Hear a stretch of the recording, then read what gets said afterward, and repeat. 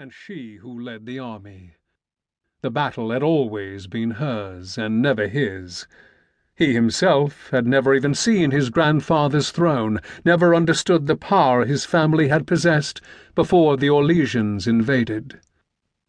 He had spent his entire 18 years in rebel camps and remote castles, endlessly marching and forever being dragged along in his mother's wake.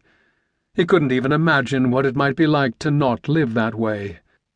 It was a completely foreign concept to him. And now his mother was dead. Maric's balance was ripped from him, and he tumbled in darkness down a short hill covered in wet leaves. He slid awkwardly and slammed his head against a rock, crying out in pain. His vision swam. From far off came a muffled, answering cry of his pursuers. They had heard him. Maric lay there in the moonlit shadows, cradling his head. It felt like it was on fire, a raging inferno that blotted out reason. He cursed himself for being so stupid. By sheer luck, if nothing else, he had managed to run some distance into the forest, and now he had given away his location. There was a thick wetness on his fingers. Blood was caking in his hair and running down around his ears and neck, warm in sharp contrast with the frosty air. For a moment he shook, a single sob escaping his lips. Maybe it was best just to lie here, he thought. Let them come and kill him too. They had already killed his mother and earned whatever lavish reward the usurper had surely promised them. What was he, besides an extra body to be slaughtered along with the too few men Mother had brought? And then he froze, as a terrible realization settled at the edge of his consciousness. He was the king. It was ridiculous, of course. Him?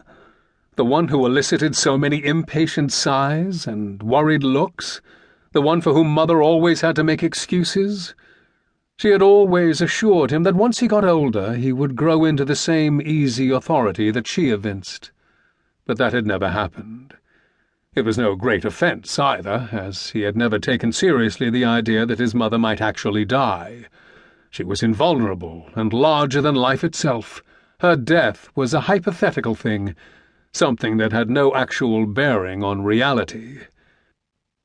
And now she was gone, and he was supposed to be king? He was to carry on the rebellion on his own?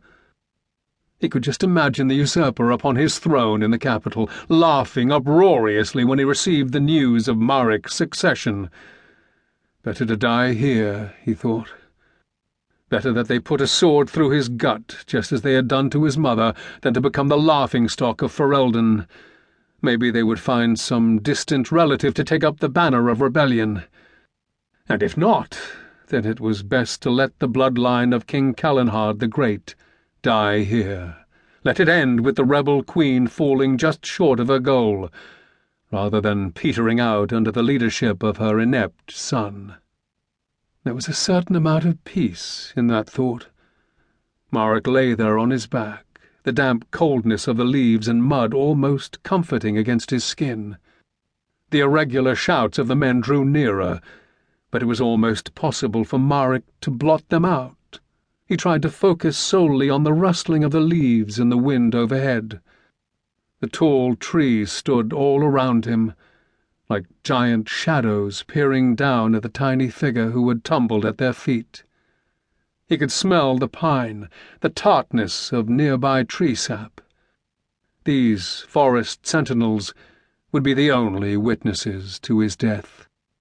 And as he lay there, the pain in his head dulling to an insistent throb, the thought rankled.